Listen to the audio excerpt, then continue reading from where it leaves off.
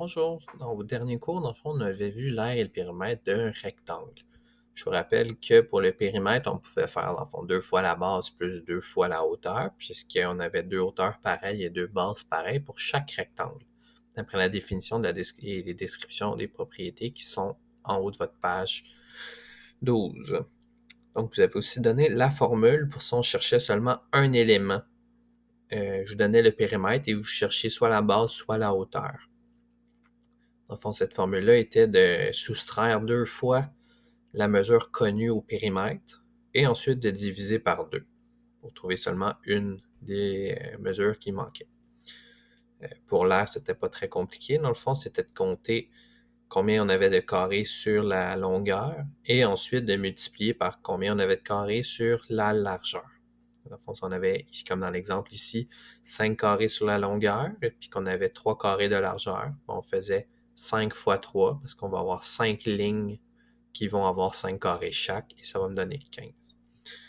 Bon, c'était les petits exercices sur les rectangles. Si vous avez des questions là-dessus, n'hésitez pas, je vais pouvoir répondre plus tard. Plus tard étant un autre cours, bien entendu, je ne suis pas là. Donc, pour les parallélogrammes, c'est la prochaine chose qu'on va voir, la prochaine forme.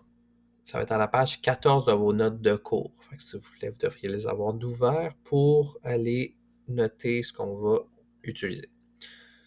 Donc, on va commencer par regarder les propriétés des parallélogrammes. Donc, un parallélogramme, il y a des angles opposés qui sont isométriques. Ce que ça veut dire, c'est que les angles qui sont opposés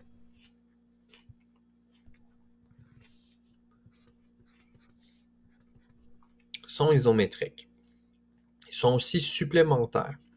Donc, dans le fond, quand on prend deux angles consécutifs, ça va être égal à, si je prends ça et que j'y ajoute le bleu, ça va me donner 180 degrés. OK. On a les côtés. Les côtés, dans le fond, c'est un peu comme le carré, dans le fond, un peu plus comme le rectangle. Les côtés qui sont opposés sont isométriques. Ça veut dire que celui-là est isométrique à lui et qu'en haut est isométrique à en bas. Puis les côtés opposés sont parallèles. Les diagonales se coupent dans leur milieu. Quand on vient tracer nos diagonale qui n'est pas juste une ligne croche, on se souvient, c'est un segment. En fait, je l'ai tracé mieux que ça. C'est un segment qui relie deux sommets non consécutifs dans une forme géométrique. C'est ça une diagonale, ce n'est pas une ligne qui est de biais. On va utiliser ça ici pour tracer ces diagonales. Ça va être mieux comme ça. Donc, je trace mes deux diagonales et ils se coupent dans leur milieu. Ce que ça veut dire, ça, c'est que ici, c'est égal à là et que là, c'est égal à là. Mes quatre segments, ils sont de même mesure. OK. Ce qu'il y a de différent avec le carré et le rectangle, c'est cette ligne ici. Les angles opposés sont isométriques. Mais si on regarde dans un carré, les angles opposés aussi sont isométriques. Les deux mesurent 90. Le même principe, ça donne au rectangle. Les deux qui sont opposés mesurent aussi 90. Donc, la différence entre un rectangle, un carré et un parallélogramme, c'est que mes angles ne mesurent pas tous 90 degrés. Mais, si on regarde toutes les caractéristiques qui font un parallélogramme, on se rend compte que un carré et un rectangle sont aussi des parallélogrammes. Donc, on a notre charte, hein? On dit qu'un carré, c'est aussi un rectangle, puis tous ces deux-là sont aussi des parallélogrammes. Okay, mais un parallélogramme, ce n'est ni un rectangle ni un carré, parce que c'est une forme qui est moins spécifique, il y a moins de contraintes dessus.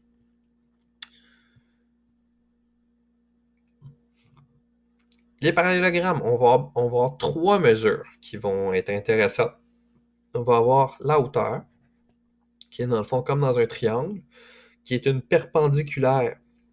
Perpendiculaire, ça veut dire qu'il y a un angle de 90 degrés ici, on se souvient. qui va aller rejoindre le côté opposé. Ma hauteur peut être n'importe où, je peux vous la donner ici, il n'y a pas de problème, ça ne change rien. Il faut juste que ça aille rejoindre le côté opposé. Tout ça ici, habituellement, la hauteur, on va vous la donner ici. Mais c'est juste par convention pour pas qu'elle soit dans les jambes. Ou on va la donner à l'extérieur comme celle-là. Mais les trois hauteurs que je viens de tracer mesurent tous la même chose. Donc, ça, c'est la troisième donnée qu'on va avoir de besoin. On ne peut plus juste se fier au côté, puisque notre hauteur n'est plus un côté de notre parallélogramme. Pour les formules, eh bien, le périmètre, ça reste exactement comme le rectangle. Donc, dans le fond, ça va être... Désolé, ça a mal marché. On va zoomer. Ça va être A plus B plus A plus B. Pourquoi? Parce qu'on a le côté A. Ensuite, on rajoute un B. Ensuite, on rajoute un A. Et ensuite, on rajoute un B. Et on va la simplifier. Parce qu'en fond, on a 2A. 2 fois A plus 2 fois B. C'est notre formule pour aller trouver le périmètre d'un parallélogramme. Donc, puisque c'est la même formule qu'un rectangle, la formule, quand on vous donne le périmètre et seulement un des côtés, fonctionne encore pour trouver l'autre côté. Donc, périmètre moins 2 fois le côté qu'on connaît, mettons le côté A, tout ça divisé par 2, ça nous donne le côté qui nous manque. Et puis la même chose s'applique s'il nous manquait l'autre côté. Donc le périmètre moins 2 fois B divisé par 2 égale A. Je vous rappelle que les parenthèses sont importantes pour la priorité des opérations. C'est que si vous le faites dans votre calculatrice, il faut mettre les parenthèses. Pour ce qui est de l'air, eh bien, on a une petite variante ici qui va être ma hauteur, qui est à l'intérieur normalement de mon parallélogramme, ou comme je vous ai dit, qui peut être ici. Il n'y a pas de problème, tant ou son temps que ça reste une perpendiculaire qui va rejoindre le côté opposé. Donc, là j'ai un peu spoilé mon affaire. Pour l'aire d'un parallélogramme, la formule, c'est exactement la même qu'un rectangle. Donc, ça va être la base multipliée par la hauteur. Et pourquoi c'est ça? Bien, dans le fond, c'est si on prend mon triangle qui est ici, je pourrais vous faire une démonstration au prochain cours si vous voulez, et que je le coupe, dans le fond, je l'enlève, je prends mes ciseaux puis je le coupe comme ça, eh bien, ça fait en sorte qu'on vient retrouver, puisque si je viens le placer ici, exactement ce qu'il me manquait pour faire un rectangle. Le rectangle a exactement la même hauteur que mon parallélogramme. Donc, je peux aller chercher directement son aire en faisant base fois hauteur. Et ça me donne l'aire du parallélogramme. Donc, s'il y a des questions sur pourquoi la formule c'est base fois hauteur, gardez-les, notez-les, puis au prochain cours, de toute façon, on va faire un retour là-dessus pour être certain que tout le monde comprend bien. Encore une fois, c'est la même formule qu'un rectangle. Donc, si je veux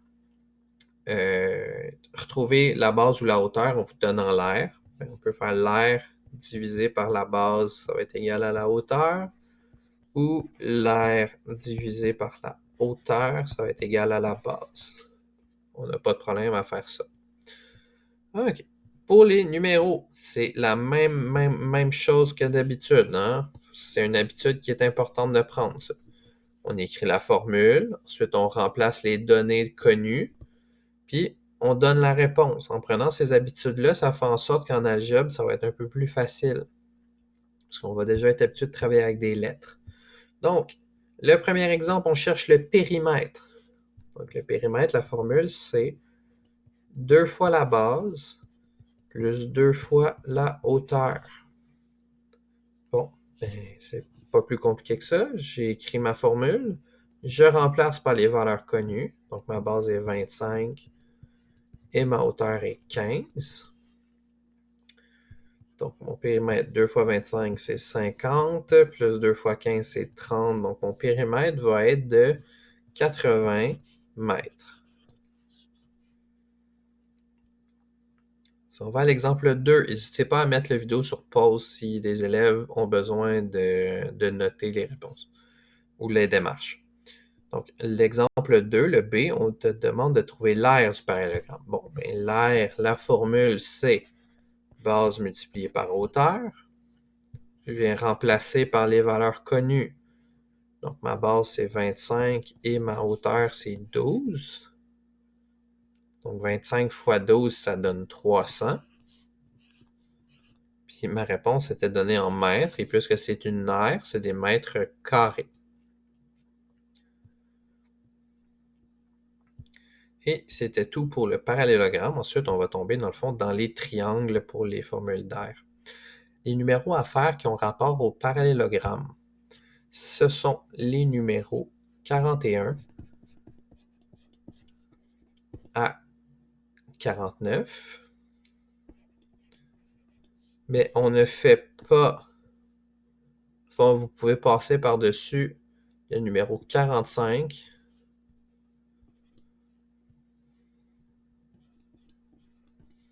et 46. Si vous terminez tous les autres numéros, eh bien, vous pouvez les faire. C'est juste qu'ils sont un peu plus difficiles normalement, donc on les enlève. Mais vous pouvez les faire si vous avez tous terminé. Ben, si vous avez terminé de 41 à 49 sans ces deux-là, vous allez pouvoir les faire. Donc, je vous souhaite une bonne journée. On se revoit au prochain cours.